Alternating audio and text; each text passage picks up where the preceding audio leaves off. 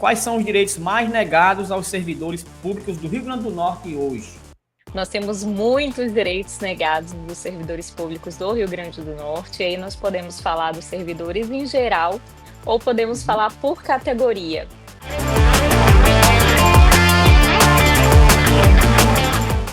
Olá pessoal, sejam bem-vindos ao assunto de hoje. Você sabia que muitos direitos dos servidores públicos do Rio Grande do Norte estão sendo constantemente negados ou ignorados? Férias que não acontecem, salários atrasados, promoções que nunca chegam, aposentadorias cheias de problemas. Mas afinal, o que está acontecendo? E principalmente, o que o servidor pode fazer para garantir o que é seu de direito? Hoje vamos conversar com a advogada Cristina Braga, especialista em direitos dos servidores, para esclarecer tudo isso e mostrar os caminhos para lutar contra o cerceamento dos direitos. É o seguinte, quais são os direitos mais negados aos servidores públicos do Rio Grande do Norte hoje? Boa noite, Anselmo. Boa noite a toda a audiência que nos assiste. Nós temos muitos direitos negados dos servidores públicos do Rio Grande do Norte, e aí nós podemos falar dos servidores em geral ou podemos falar por categoria, né? Nós podemos falar que os servidores em geral, primeiro tem a questão da defasagem, tem a questão da licença-prêmio, que é um direito que é constantemente negado por falta de servidor para substituir. Então, a licença-prêmio, eu acho que está ali no top 1 dos direitos mais negados, então não é concedido automaticamente.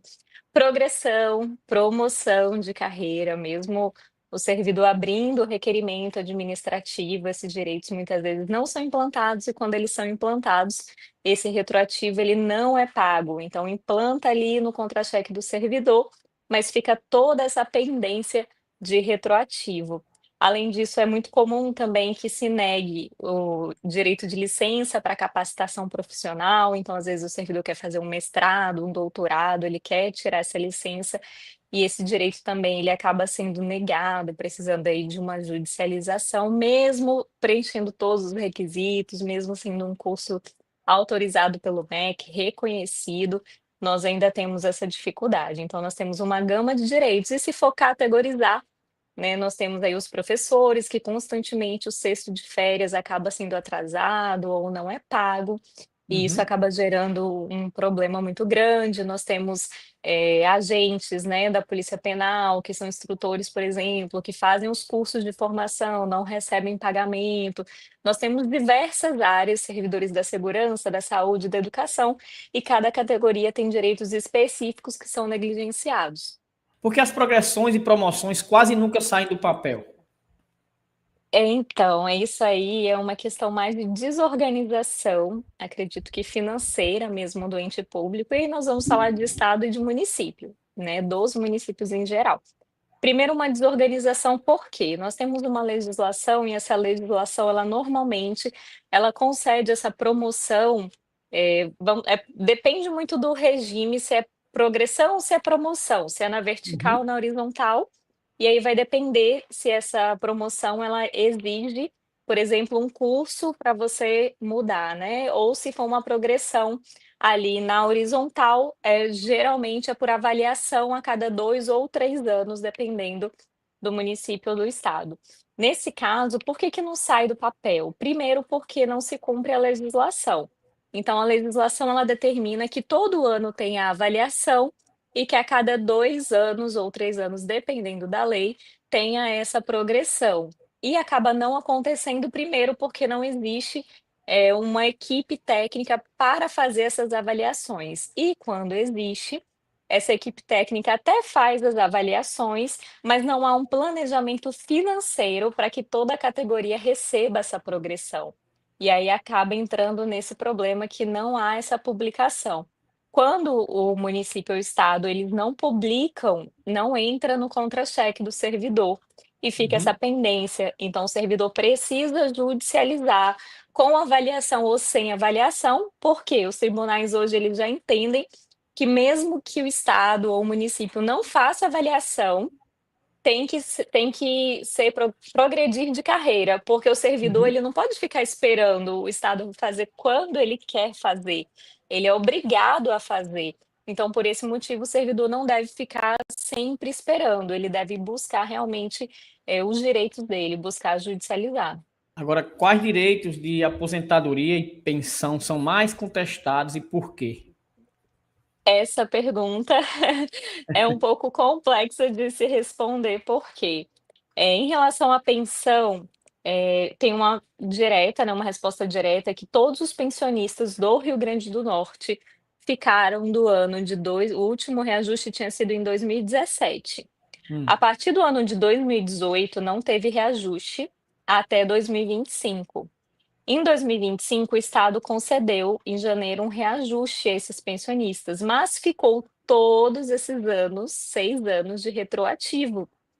Então, tem esse reajuste que foi feito em 2025, ele foi defasado, ele não considerou esses anos anteriores.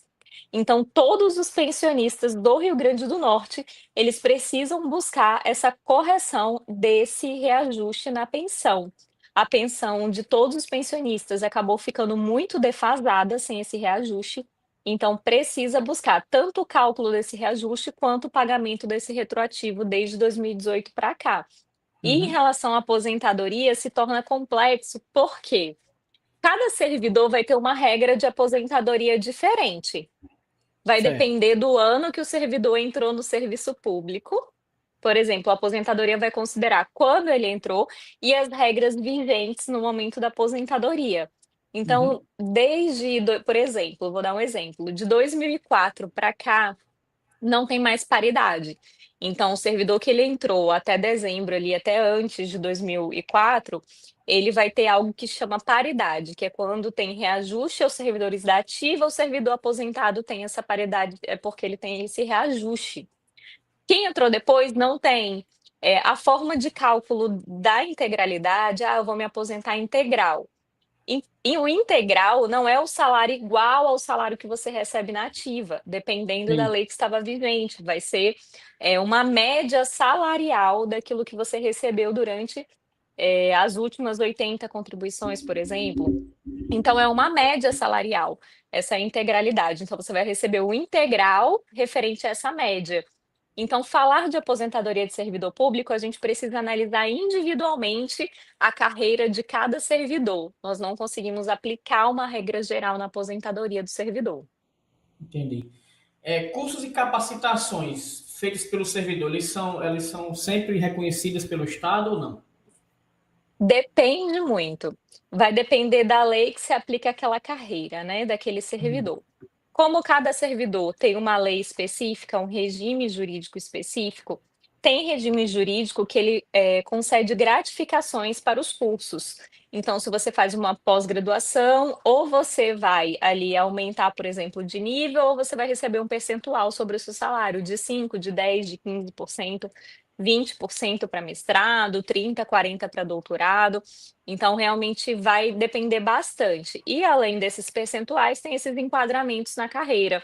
Então, cada carreira precisa ser analisada, mas normalmente não é perdido. Esses cursos de capacitação, eles são utilizados na carreira, inclusive algumas carreiras, até mesmo para fazer a progressão, que é aquele que eu falei que é horizontal, né? Que você vai ali uhum, de 2 ou de 3 anos. Algumas carreiras exigem curso de capacitação durante esse período, porque a avaliação vai pedir exatamente os cursos que você fez naquele ano referente à sua carreira para utilizar e validar a sua nota. Então, mesmo que seja um curso que talvez não tenha uma carga horária de pós-graduação para contar como pós-graduação na carreira, ele vai contar para avaliação para essa progressão. perfeito. Falando um pouco de condições de trabalho agora, os direitos relacionados à jornada de trabalho e plantões, por exemplo, são respeitados? Então, condições de trabalho, nós temos uma gama de situações sobre condições de trabalho, tá? E aí, Uhum, dentro de condições de trabalho, a gente tem, por exemplo, que falar da possibilidade de redução de carga horária para quem tem filho com autismo, com TEA, né? Nós temos a possibilidade da redução dessa carga horária sem redução de remuneração. E é um direito que muitos pais, muitas mães não sabem desse direito. Então, tanto o servidor que tem TEA como os dependentes, né, desse servidor, esse servidor vai ter direito a essa redução aí na carga horária. Tem também a questão em relação a condições de trabalho. a gente tem como fazer readaptação de servidor. Então, se o servidor ele adquire alguma doença durante o trabalho que incapacita ele para aquela função. Então, nós temos como fazer ali uma readaptação, readaptar esse servidor para uma secretaria, se é professor para uma biblioteca, e aí não biblioteca, porque ele perderia ali, dependendo da situação, a função de magistério, mas uma sala de Uhum. leitura que ele continue com a atividade junto com os alunos, né? Então, Sim. tem essas possibilidades de readaptação, lembrando que se a readaptação ela é exclusivamente por motivo de saúde, a Justiça já entende que mesmo, por exemplo, quem tem um direito à aposentadoria especial, como é o caso dos professores, não perderia esse direito de magistério. Então, se aposentadoria iria se aposentar ainda com as regras de magistério, mesmo na readaptação, desde que essa readaptação seja reconhecida como um motivo de saúde. Por isso que é importante sempre ter um auxílio para ver como está se dando esse processo de readaptação, se ali dentro do processo de readaptação, o município ou o estado ele está realmente colocando os motivos dessa readaptação e por que que ela está decorrendo. A respeito da questão dos plantões, né, a gente tem Uhum. um problema em relação ao pagamento desses plantões e muitas vezes ao regime de carga horária. Então tem toda essa situação que precisa ser discutida de acordo com a carreira. Então, muitos servidores que trabalham no regime de plantão, ou então recebe gratificação porque faz diária fora, né, faz fora da cidade ou vai para uma cidade distante fazer essa diária e acaba não recebendo, ou recebendo 3, 4 meses depois. É uma situação bem complicada, porque o Estado não paga em dia. Esse servidor Uhum. teria direito, por exemplo, a juros e correção sobre esse valor. Só que muitas vezes é desgastante, porque o judiciário também demora muito. Então, às Sim. vezes, para o servidor judicializar aquele valor que o Estado está pagando ali com atraso, acaba se tornando bastante difícil até para o servidor mesmo. Uhum. Quais direitos do servidor tem quando, por exemplo, há mudanças arbitrárias de função ou de lotação? Isso é um pouco difícil por qual motivo? Quando você tem uma mudança de lotação de onde você está, a administração pública ela pode fazer isso porque ela tem algo chamado discricionariedade. Ou seja, se o servidor é um servidor público estadual e ele precisa ser realocado em um outro lugar, a administração vai realocar ele dizendo o porquê que ela está realocando, porque ela tem um interesse público, então ela tem necessidade de mandar esse servidor para um outro local. Uhum. Então, quando você faz um concurso, você não faz um concurso, a não ser que seja especificado no edital, você não faz um concurso para trabalhar naquele mesmo local para sempre. Você faz um concurso para trabalhar para o mesmo ente. E quando você está trabalhando para o mesmo ente, esse ente ele tem um direito de te remover de um local para o outro. Muitas vezes o servidor consegue passar toda a carreira no mesmo local, por exemplo, na mesma escola, e ele passa a carreira inteira na mesma escola ou em uma em duas escolas, ótimo. Mas muitos não conseguem e vão para diversas escolas. E por que que eles mudam de escola? Porque há uma necessidade de que aquele serviço seja prestado naquela outra escola, por falta de professor. Então, quem faz essa gestão da lotação é a administração pública. E quando eu falo administração pública, é o município, é o estado. Eles precisam fazer essa gestão para que o serviço público ele seja prestado de forma eficiente para a sociedade. Só que existem alguns fatores. Muitas vezes o servidor ele pode pedir uma troca com um servidor que está em outro local. Olha, Uhum. aí fica mais próximo da minha casa. Será que a gente pode fazer essa troca? E aí pode conversar junto à secretaria dele e falar: Aí é olha, eu diferente de conversei. permuta, né? É diferente, você vai fazer somente uma troca. Você vai lá Uhum. administrativamente e fala: olha, eu conversei com o servidor fulano, ele está nesse local, ele exerce a mesma função que eu. Nós estamos querendo fazer essa troca. A administração pode fazer essa troca, não tem nenhum problema, porque ela tem a discricionariedade. Mas se ela entender que ela não quer fazer porque o serviço público vai ser melhor prestado daquela forma, ela tem que Uhum. justificar isso e é um direito dela também não fazer. Então, isso acaba sendo muitas vezes para o servidor é ruim, né? Porque tem realmente a administração tem esse direito de fazer essa troca. É agora que você curte, né? Comenta, enfim, passa para mais alguém, compartilha a nossa live, né? Para que outras pessoas, principalmente servidores do Rio Grande do Norte, possam ficar atentos em tantos esclarecimentos, né? Que está sendo falado aqui pela doutora Cristina, falando um pouco Fazer- sobre defesa e recursos. Quais passos o servidor deve seguir para garantir seus direitos negados? Além de procurar a doutora Cristina Braga, é claro.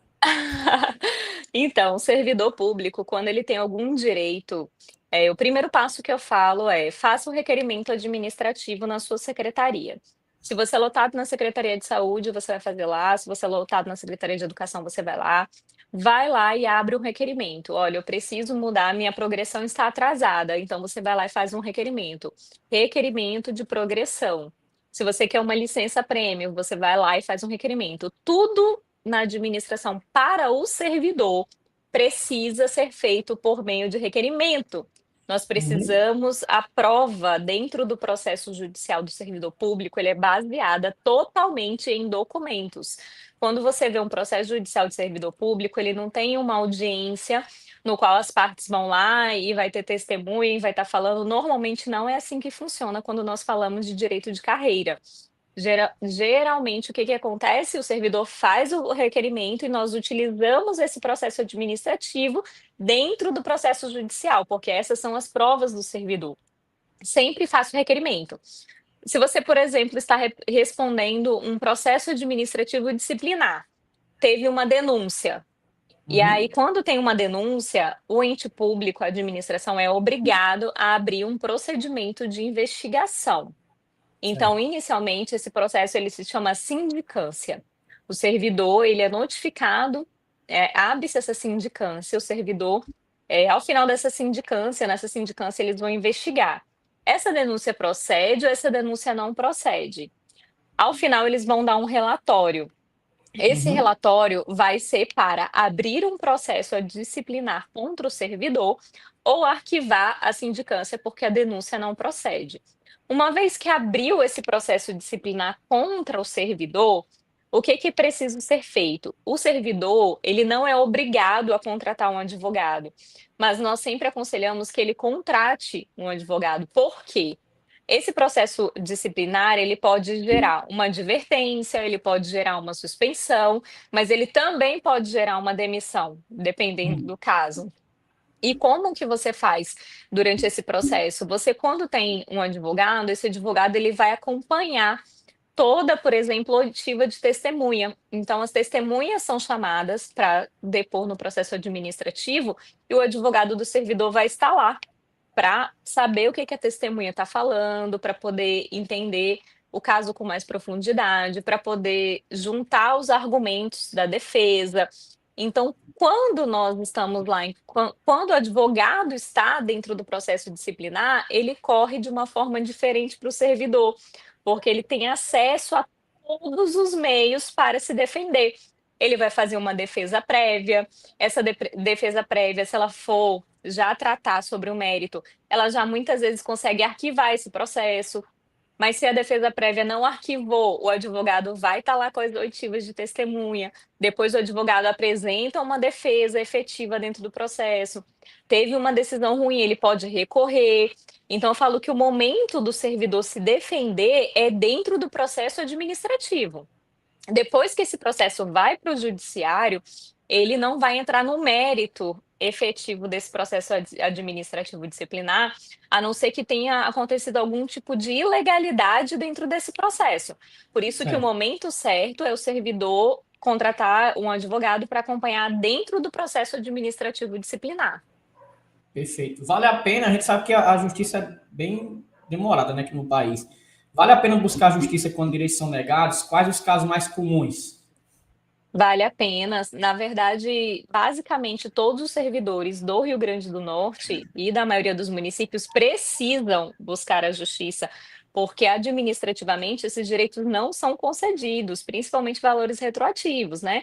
Os casos mais comuns, a questão do pensionista, como eu falei do IPERN, que todos esses anos aí estão com essa defasagem. Então, isso se aplica a todos os pensionistas do Rio Grande do Norte. Todos estão com essa defasagem, precisam dessa correção e precisam buscar a justiça para essa correção. Promoção e progressão são os casos comuns, muito comuns. Então, realmente é algo que a gente faz rotineiramente. Licença-prêmio, indenização, quando o servidor ele se aposenta, se ele não usufruiu essas licenças-prêmio, ele tem direito a um mês de salário para um mês de licença. Então, se o servidor ele se aposentou e ele tinha 3 licenças-prêmio, ele tinha 9 meses para gozar de licença. Se ele não tirou essas licenças na ativa, ele vai ter direito a 9 vezes o último salário dele na ativa de indenização. A mesma coisa acontece quando você pede aposentadoria. O estado ou o município ele tem 90 dias para iniciar e finalizar o seu processo de aposentadoria. Passou de 90 dias, é um mês de salário para cada mês de atraso na publicação dessa aposentadoria. Então, são direitos que o servidor ele vai perdendo e que ele precisa sempre estar atento para não perder. Agora, Cristina, quais direitos os servidores mais desconhecem e acabam perdendo por falta de informação? Eu diria para você que progressão. É comum pegar o servidor com 8, 9 progressões pendentes, porque o servidor está ali trabalhando e ele não se lembra que a cada 2 anos ele tem que fazer um pedido, que a cada 3 anos ele tem que fazer um pedido. Então, acaba que o servidor chega muitas vezes na metade para o final da carreira e ele acaba se aposentando com muitas perdas salariais. Essas perdas salariais são decorrentes exatamente desses direitos que o servidor não vai acompanhando ao longo da carreira. Existem casos recentes em que o judiciário garantiu direitos negados? Vários, vários. Todos esses que nós conversamos, geralmente, ou eles são negados pela administração pública e nós conseguimos reverter, ou a administração ela fica calada e o judiciário concede. Mas um, especificamente, eu quero falar com os servidores da saúde, e aí eu vou fazer um recorte aqui para o município de Natal. O servidor Certo. da saúde do município de Natal, alguns servidores, como nutricionista, psicólogo, terapeuta ocupacional, alguns desses servidores, eles tiveram, assistente social também, uma mudança de enquadramento, eles passaram a fazer parte da saúde. E o que que aconteceu? Quando eles foram enquadrados na lei da saúde, eles tiveram muitos direitos perdidos. E aí veio, não sei se você vai lembrar, acredito que sim, quando teve, nós passamos pela questão da pandemia, não sei se pode falar essa palavra, no Acho que pode. YouTube, mas quando nós passamos por isso, veio uma lei 173 que ela tirou o direito de adicional de tempo de serviço, de gratificação, de um período que é de março de 2020 a dezembro de 2021.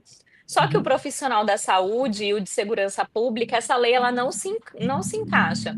Então, quem pertence a essa categoria da saúde, esses direitos eles devem ser concedidos independente dessa lei. E muitas Certo. vezes o município ou o estado ele acaba negando o direito desses servidores, indo contrário à lei, e aí nós precisamos entrar judicialmente para reverter esse direito. Então, o servidor da saúde e da segurança pública, isso é algo recorrente. E nos demais servidores, nós sempre temos como reverter. Sempre temos, não, né? Nós não garantimos o êxito, mas nós buscamos na justiça garantir exatamente a reversão quando os direitos são negados ou quando o processo demora ali mais de 60 dias e ele não é concedido, porque também tanto a lei dos municípios seguem a lei federal quanto a lei estadual determina que todo requerimento administrativo que você faz tem que ser respondido com 60 dias. Uhum. Então, se ele não foi respondido com 60 dias, ele já entra na ilegalidade, aí nós já judicializamos. Doutora Cristina Braga, quero agradecer pela sua participação aqui no nosso canal, né? Dizer que foram muitas informações importantes para os servidores do Estado e esse tema é urgente, né? Precisa ser discutido com muita clareza. Mas eu deixo o espaço aberto para as suas considerações finais, dizer o que eu não te perguntei, quiser divulgar suas redes sociais, como encontrá-la, pode ficar à vontade. Anselmo, eu gostaria de fazer um recorte. Uhum. Desde ontem, vários dos meus clientes, na verdade, toda a base que tem processo distribuído foi procurado por falsos advogados, por diversos números de telefones, né? Telefones que não pertencem a nós, que são usados por golpistas, e toda a categoria de advogados está vivendo isso. Então, eu gostaria só de deixar um recado para todos os servidores que estão ouvindo. Se receberem qualquer mensagem que se passando por um advogado e não for o seu advogado, o advogado no número que você já é acostumado a falar com ele, não responda essa mensagem, bloqueie esse número e fale direto com o seu advogado. Não responda, não passe dados bancários, não entre em ligação. Eles estão mandando, eles entram no sistema, baixam o processo enviam esse processo para o servidor, para o cliente, e se passa pelo advogado e fala que o juiz ou o promotor vai entrar em uma audiência de vídeo. E Hum. quando entra em uma audiência de vídeo, eles pegam essa imagem para utilizar como reconhecimento facial no banco, ou pede para a pessoa acessar o aplicativo do banco e acaba caindo em um golpe, perdendo muito dinheiro. Não existe também, eu quero reforçar, não existe pagamento para liberar alvará. Quem tem dinheiro para receber na justiça, você não paga para esse alvará ser liberado. Não existe pagamento a cartório, não existe nenhum tipo de pagamento. Se o seu alvará vai ser liberado, ele vai ser ou depositado na sua conta, ou o advogado vai pegar dos autos e ele vai entregar diretamente ao cliente. Então, tenha contato somente no número que o seu advogado fala com você. Não aceite falar com outros números que você desconhece, que não está salvo na sua agenda. E falou, fale com seu advogado. Eu vou fazer esse recorte porque é um golpe que está muito comum e nós Sim. precisamos deixar todas as pessoas atentas para que não evite cair nesses golpes e fazer esses pagamentos para esses golpistas. E ademais, Anselmo, eu agradeço o convite de estar aqui falando com você, com toda a sua audiência. É um prazer, fico muito grata por estar aqui compartilhando esse conhecimento e sempre que possível me coloco aqui completamente à disposição para compartilhar junto com vocês. Doutora, eu que agradeço. Mais uma vez, muito obrigado e tenha uma ótima noite. Obrigada, uma boa noite.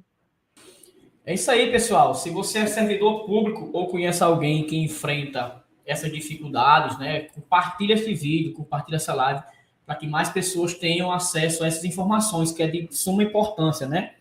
Não esqueça de deixar o seu like, comentar, né, aqui abaixo com suas dúvidas e se inscrever no canal também. Principalmente, eu tenho percebido que mais de 90% das pessoas que assistem nosso canal não é inscrito. Então, faço um desafio a você que não é inscrito no nosso canal, que gosta, que está assistindo, não se esqueça. Se inscreva no canal, é muito importante, né, para que a gente possa levar mais informações para mais pessoas. Por que é importante que vocês também curtam, né? Comentem, compartilhem. O YouTube vai entender que você gostou e que nosso canal é importante para chegar até mais pessoas. Tchau, tchau, pessoal. Foi um prazer tê-los aqui.